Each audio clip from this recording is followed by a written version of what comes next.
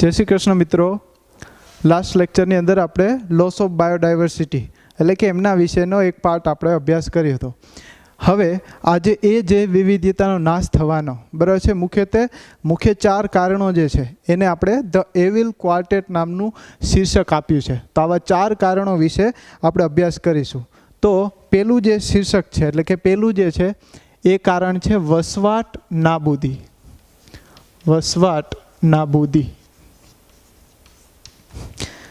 हवे आ वसवाट नाबूदी बराबर छे अने अवखंडन।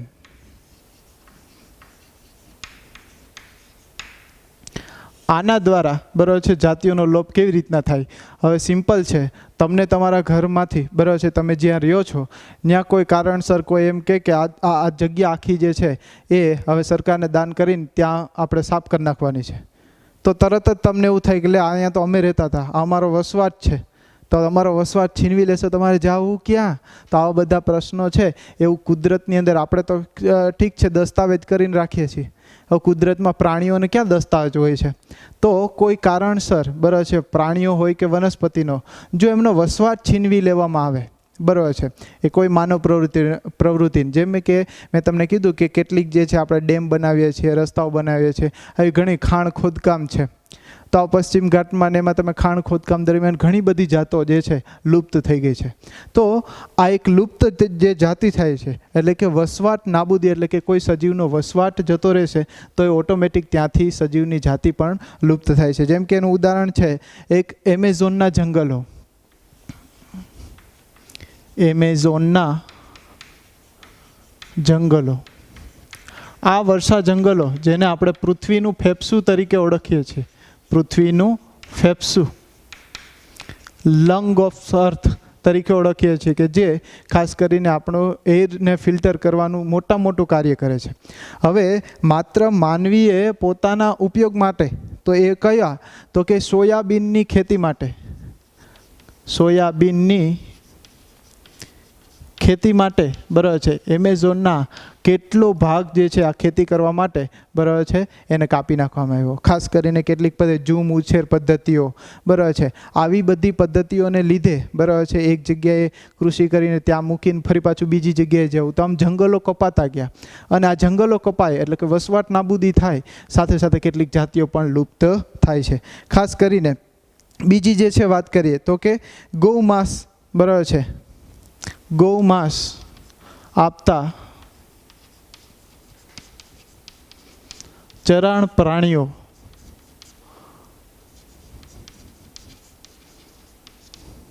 ચરાણ પ્રાણીઓ માટે જે ચરાણની પ્રવૃત્તિ છે બરાબર છે એ પ્રવૃત્તિને લીધે ખાસ કરીને કેટલાક જે છે એ એરિયા જે છે આજે લુપ્ત થઈ ગયા છે। તો આ જે છે ચરાણ પ્રવૃત્તિઓ છે, સાથે સાથે વિશાળ જે છે કેટલાક જે છે વિશાળ ખંડોમાં એટલે કે જે વિશાળ જે છે ક્ષેત્ર હોય, કોઈ વિશાળ ક્ષેત્રને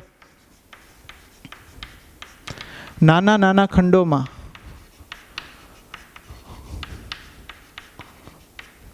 વિભાજિત કરવામાં આવે। તો આ નાના નાના ખંડો ક્ષેત્રોમાં વિભાજિત કરે અને આપણે કીધું કે જેમ ભૌગોલિક વિસ્તાર નાનો હોય તેમ ડાયવર્સિટી લોસ થવાની સંભાવના કેવી થાય છે? વધી જાય છે। તો આવી કેટલીક વસ્તીઓ જે ઘટી છે એનું મુખ્ય રીઝન આ છે। તો આવી રીતના ખાસ એનસીઈઆરટીમાં 2 એક્ઝામ્પલ યાદ રાખીશું આપણે, એક તો એમેઝોનના જંગલો જે છે બરાબર છે અને બીજું જે છે આ ચરાણ પ્રવૃત્તિઓ છે અને ત્રીજું કેટલાક વિશાળ ક્ષેત્રોમાંથી નાના ખંડોમાં જે વિભાજિત થાય છે। ખાસ આવો પ્રશ્ન પૂછે છે કે કયા પદાર્થની ખેતી માટે બરાબર છે એમેઝોનના જંગલો કાપી નાખવામાં આવ્યા હતા? તો કઈ છે? સોયાબીનની। ખાસ કેટલાક ઉદાહરણ છે બરાબર છે જે આપણે એનસીઈઆરટીમાં નથી બરાબર છે છતાં પણ આપણે સમજ માટે લઈએ। જેમ કે ઉદાહરણ નંબર 1, જેમ કે બિગ્નોનિયા અને હેબિનારિયા। આ બિગ્નોનિયા અને હેબિનારિયા જેવી વનસ્પતિઓ છે એ પશ્ચિમ ઘાટની અંદર જોવા મળતી હતી, ઇન્ડિયાની અંદર પશ્ચિમ ઘાટના પ્રદેશોમાં બરાબર છે જ્યાં ખાણ ખોદકામ દરમિયાન બરાબર છે ત્યાંથી આ જાતિ લુપ્ત થઈ ગઈ। ધીરે ધીરે પથ્થરો માટે ખાણ ખોદતા ગયા, હવે પથ્થરો ઉપર ઉગતી આ વનસ્પતિઓ જે છે એ આજે લુપ્ત થઈ ગઈ છે કારણ કે ત્યાં ખાણ પથ્થરો જ નથી।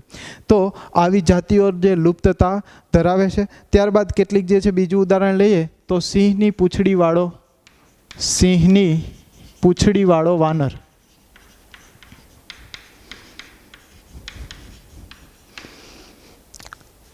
વાનર જ છે, પણ એની પૂંછડી જે છે એ કેવી છે? સિંહની જેવી જે પૂંછડી હોય છે, બરાબર છે, એના જેવી સેમ ટુ સેમ હોય છે.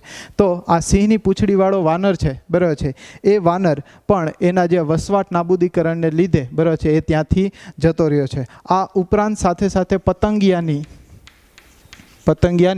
370થી વધુ જાતો, બરાબર છે, 300થી 70 જે જાતો જે ટોટલી હતી પશ્ચિમ ઘાટમાં, ટોટલ 370 જાતિઓ હતી. એમાંથી હાલના દરે આજે 70 જાતિઓ છે એ સામાન્ય રીતના લુપ્ત થઈ ગઈ છે, બરાબર છે, માત્ર ને માત્ર આવા કોઈક માનવી જે છે ખાણ ખોદકામની જે કંઈ પ્રવૃત્તિને લીધે.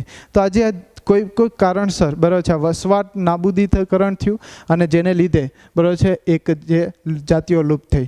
બીજું ઉદાહરણ લઈએ, બરાબર છે, તો કે અતિશોષણ. બીજું છે અતિશોષણ.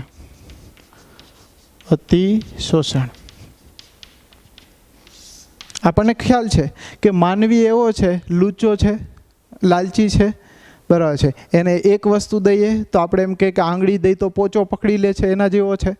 તો આ જે છે અતિશોષણ, કે કોઈ પણ જેમ કે આપણે માંસ માટે, બરાબર છે, કોઈ પણ પ્રાણીઓ દ્વારા પ્રાપ્ત થતી અથવા તો વનસ્પતિઓમાંથી જે કંઈ આપણને એનર્જી મળે છે, તો આ દરેક વસ્તુ માટે એટલા લાલચી થઈ જઈએ છે. જેમ કે જંગલ આપણને લાકડું આપે છે, બરાબર છે, છતાં આપણે એટલા લાલચી થઈ જઈએ છીએ, લાકડાનો જે છે વૃક્ષો વાવતા નથી સામે, બરાબર છે, અને કાપતા જઈએ છીએ. તો આવી રીતના ધીરે ધીરે જે છે ડાયવર્સિટી લોસ થાય. તો કોઈ વસ્તુના અતિશોષણને લીધે, બરાબર છે, આપણે ઘણી વખત આપણે જોઈએ કે કેટલાક પ્રાણીઓ લુપ્ત થયા છે એ માત્ર ને માત્ર જેમ કે ખોરાક માટે, કેટલાક જે છે માંસ માટે પણ આવી જાતિઓ લુપ્ત થઈ છે. એના 2 ઉદાહરણ છે, ખાસ એ યાદ રાખજો. સ્ટીલર સી કાઉ, આપણે આગળ વાત કરી, સ્ટીલર સી કાઉ જે રશિયાની અંદર જોવા મળતી હતી, અને પેસેન્જર પિજિયન.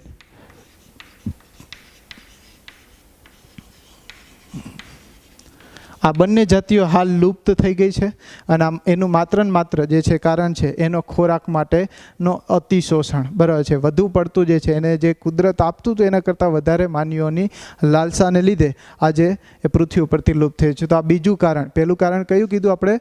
વસવાટ નાબૂદીકરણ, બરાબર છે, અને અતિશોષણ. આ 2 વસ્તુ છે. ત્યારબાદ ત્રીજું જે છે એ છે વિદેશી જાતિનું આક્રમણ.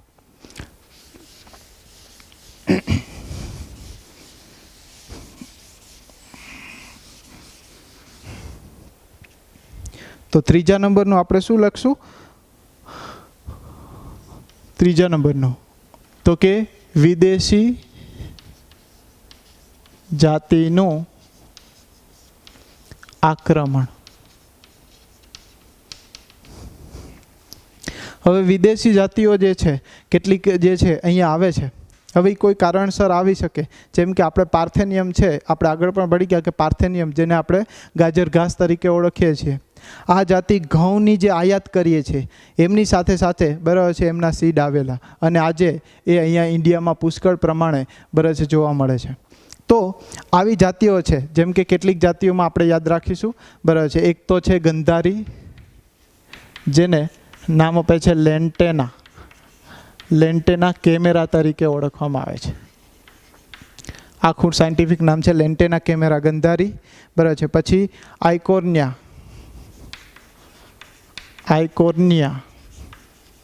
જેને વોટર હાયસિન્થ અથવા જળકુંભી તરીકે આપણે ઓળખીએ છીએ, જળકુંભી,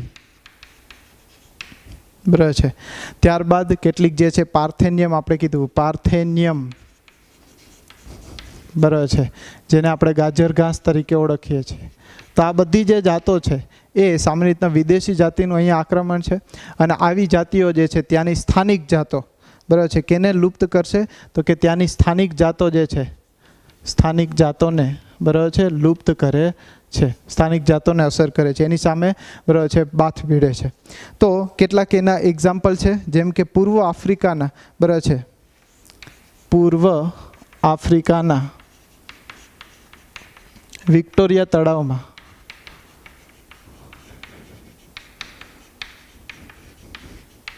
બરાબર છે, એક નાઇલ પર્સ બરાબર છે નાઇલ પર્ચ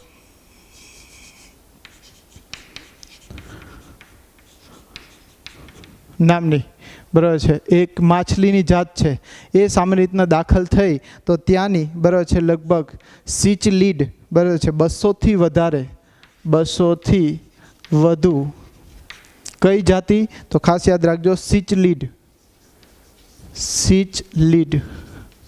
આ જાતિ છે એ ત્યાંથી શું થઈ ગઈ લુપ્ત થઈ ગઈ તો આપણે ખાસ પૂછાય આફ્રિકાના વિક્ટોરિયા તળાવમાં બરાબર છે નાઇલ પર્સ દાખલ થતા કઈ જાતિ લુપ્ત થઈ તો કે 200થી વધુ સીચલીડ જે છે એમની જાતિ લુપ્ત થઈ તો આ જે છે એક શું થયું વિદેશી કોઈ એક જાતિ એક નિવસન તંત્રમાં દાખલ થાય તો ત્યાંની સ્થાનિક જાતિઓને લુપ્ત કરે છે એવી રીતના ઇન્ડિયામાં બીજું એક્ઝામ્પલ છે ક્લેરિયાસ ગેરીપિનસ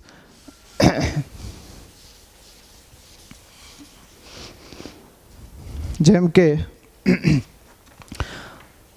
ઉદાહરણ બીજું લઈએ તો ક્લેરિયાસ ગેરીપિનસ આ એક આફ્રિકન કેટફિશ છે બરાબર છે આ શું છે આફ્રિકન કેટફિશ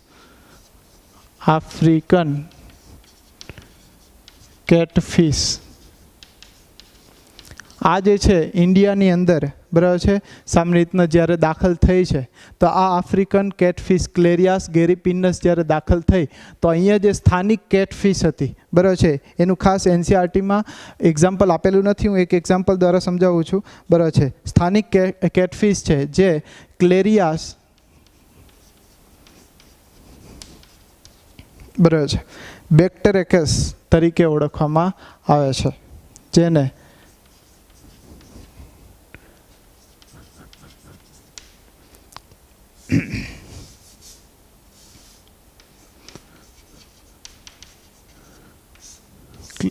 આ જે સ્થાનિક જાતિ છે જે ઇન્ડિયન જાતિ છે ઇન્ડિયન કેટફિશ છે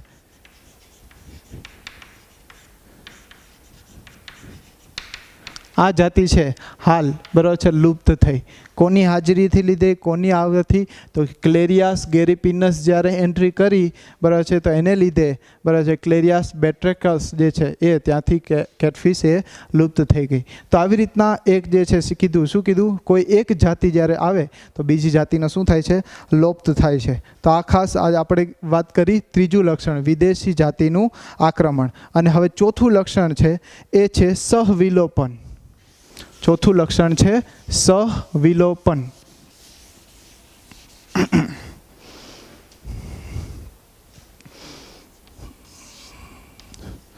સહલુપ્તતા તરીકે પણ એને ઓળખવામાં આવે છે તો આ સહલુપ્તતા એટલે શું કે સામાન્ય રીતના કેટલાક જે છે વનસ્પતિઓ આપણને ખબર છે કે સહજીવન ગાળતી હોય સહજીવન તો આ સહજીવન ગાળતી વનસ્પતિઓ છે બરાબર છે જે એકબીજા વગર જીવી શકતી નથી જેમ કે લાઇકેન છે લીલ અને ફૂગનું સહજીવન તો આમાંથી કોઈ એક જાતિ જો લુપ્ત થાય તો સાથે સાથે શું થશે તો બીજી જાતિ ઓટોમેટિક લુપ્ત થશે એટલે કે સહઅસ્તિત્વ ધરાવતી જે કંઈ પ્રાણી હોય કે વનસ્પતિ હોય એકબીજા ઉપર ડિપેન્ડન્ટ હોય બરાબર છે તો એક જાતિ લુપ્ત થશે તો બીજી જાતિ પણ લુપ્ત થાય હવે આપણને ખ્યાલ છે કે કેટલાક બર્ડ્સ છે બરાબર છે એ સામાન્ય રીતના બીજ વિકિરણનું કાર્ય કરે છે કેટલીક વનસ્પતિને બીજ વિકિરણનું કાર્ય કરે છે માની લો કે એ બર્ડ્સ છે એ ત્યાંથી નાશ પામી ગયા બરાબર છે તો એ જે વનસ્પતિ પણ ઓટોમેટિક સાથે શું થાય છે લુપ્ત થાય છે તો આવી રીતના સહવિલોપન બરાબર છે એ ખાસ કરીને સહજીવન દર્શાવતી જે વનસ્પતિઓ હોય કે પ્રાણીની જે જાતો છે એ એકસાથે સહલુપ્તતા એટલે કે કોઈ એક જાતિના લુપ્ત થવાથી એની સાથે સાથે બીજી જાતિ પણ શું થાય છે લુપ્ત થાય છે તો આવી રીતના જે છે આપણે અંજીર અને ભમરાની જ વાત કરીએ બરાબર છે જો ભમરા નહીં આવે બરાબર છે તો અંજીરનું ફલન થશે નહીં એવી રીતના યુકા વનસ્પતિ વિશે પણ બરાબર છે આપણે આગળ ભણી ગયા છીએ તો યુકા વનસ્પતિ એ બધા જે છે આ સહલુપ્તતા આપણે દાખવી શકીએ કે જો એક જાતિ લુપ્ત થશે તો સાથે સાથે બીજી જાતિ પણ લુપ્ત થાય તો આમ એવિલ ક્વાર્ટેટની અંદર આ 4 કારણો છે બરાબર છે જે એ ખાસ કરીને વસવાટ એટલે કે જે વિવિધતાને નાશ કરવા માટે જવાબદાર છે પહેલું કયું છે વસવાટ નાબૂદીકરણ અને અવખંડન બીજું આપણે કીધું શું કીધું તો કે બીજું એક છે સહલુપ્તતા, બરાબર છે, વિદેશી જાતિનું આક્રમણ અને આપણે કીધું અતિશોષણ. આ 4 જે લક્ષણો જે એવિલ ક્વાર્ટેટમાં સમાવેશિત થાય છે. હવે આપણે કેટલાક જે છે આ IUCN રેડ લિસ્ટ દ્વારા જે આપણને બહાર પાડવામાં આવે છે તો એના વિશે આપણે કેટલીક શબ્દોને ખાસ સમજશું જે આપણે NCERTમાં આપેલા નથી પણ એને ખાસ કરીને ઘણી બધી કોમ્પિટિટિવ એક્ઝામની અંદર એનો સમાવેશિત થાય છે, તો ખાસ એને આપણે સમજીએ.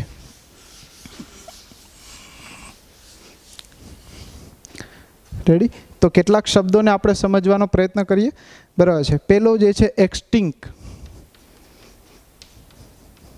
એક્સટિંક્ટ શબ્દ, આ શબ્દ શાનું સૂચન કરે છે તો કે કમ્પ્લીટલી એલિમિનેટેડ, પૃથ્વી ઉપરથી, બરાબર છે, પૃથ્વી પરથી તે સજીવ આજે છે નહીં. એટલે સજીવ હાલમાં જોવા મળતો જ નથી, એટલે પૃથ્વી ઉપરથી જતો જ રહ્યો છે, એને એક્સટિંક્ટ સ્પીસીસ તરીકે ઓળખવામાં આવે છે, એટલે કે જે લુપ્ત જાતિ છે. બરાબર છે. પછી એક્સટિંક્ટ ઇન એ વાઇલ્ડ, બીજી જે છે કેટેગરી, આ બધી કેટેગરી છે જે સજીવને આપણે IUCN રેડ લિસ્ટ બહાર પાડે એમાં દરેક સજીવની પાસે આવી રીતના લખેલું હોય કે એક્સટિંક્ટ સ્પીસીસ છે. પછી એક્સટિંક્ટ ઇન એ વાઇલ્ડ, તો આવી જે જાતિઓ છે, બરાબર છે, જે જંગલમાં લુપ્ત થઈ ગઈ છે. ક્યાં? તો કે જંગલમાં એની પ્રજાતિઓ લુપ્ત થઈ ગઈ છે. બરાબર છે. પરંતુ હાલ જે છે એ જે છે લુપ્ત થઈ ગઈ છે, એટલે પરંતુ એને કંઈક ને કંઈક રીતના, માની લો કે જંગલની અંદર નથી પણ એને એકના 1 કે 2 સ્પેસિમેન છે એ કોઈક જગ્યાએ સંગ્રહિત કરવામાં આવેલા હોય છે. તો આવી રીતના જે છે એને જંગલની અંદર જોવા મળતી નથી પણ એને આપણે કૃત્રિમ રીતના એને સાચવી રહેલા છે. તો આવા એક્સટિંક્ટ ઇન એ વાઇલ્ડ, એટલે જંગલમાં હવે જંગલી પ્રજાતિ એની જોવા મળતી નથી. પછી વાત કરીએ critically in danger. Critically in danger,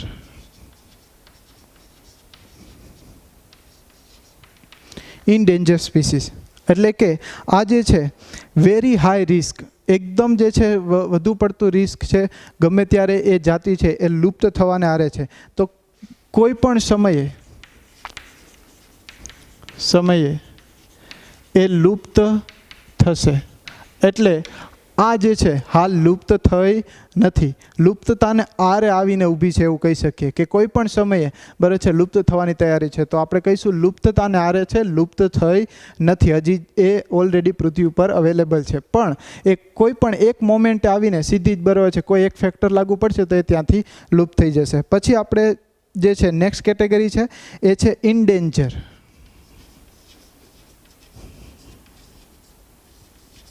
તો ઇનડેન્જર્ડ, બરાબર છે, હવે શું કહે છે કે નિયર એટલે કે નજીકના દિવસોમાં, બરાબર છે, વાઇલ્ડમાંથી એ લુપ્ત થઈ જશે.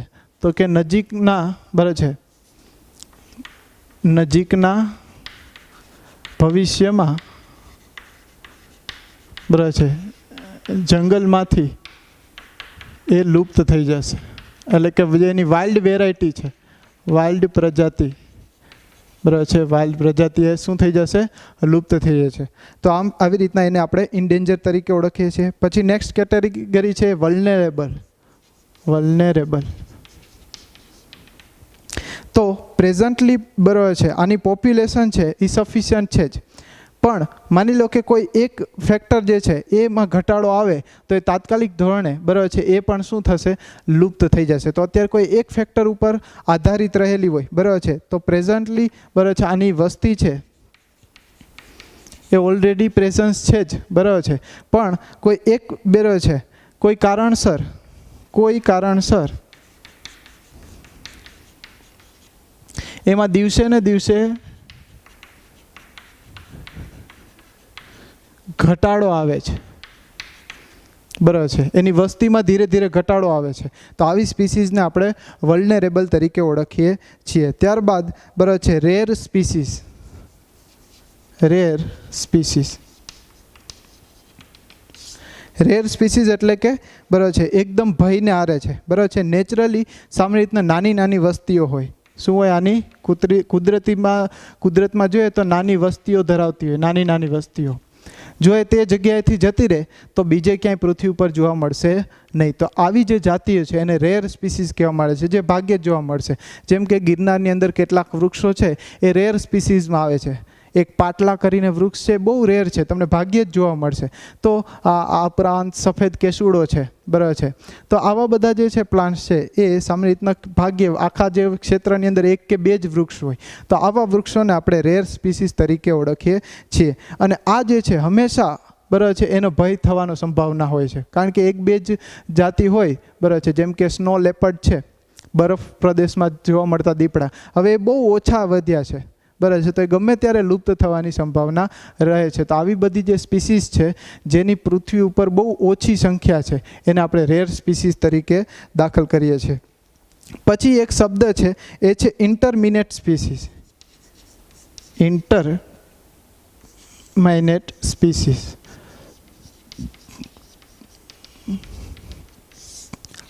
આ શું કહે છે? તો કે આ જે છે એવી છે કે આ કોઈ કારણસર એ લુપ્ત થતી જાય છે, એટલે કે ધીરે ધીરે, બરાબર છે, આ જે જાતિ છે, બરાબર છે, એ ધીરે ધીરે શું થાય છે, એ લુપ્તતાને આરે જતી જાય છે. લુપ્તતાને આરે જતી જાય છે. પરંતુ એનું જે કારણ છે એ આપણે જાણી શકતા નથી. એનું કારણ ખબર નથી. કયા કારણથી આ જાતિ લુપ્ત થઈ જાય છે, બરાબર છે, લુપ્ત થતી જાય છે ધીરે ધીરે, એનું કોઈ કારણ હજી આપણને સચોટ માહિતી મળી નથી.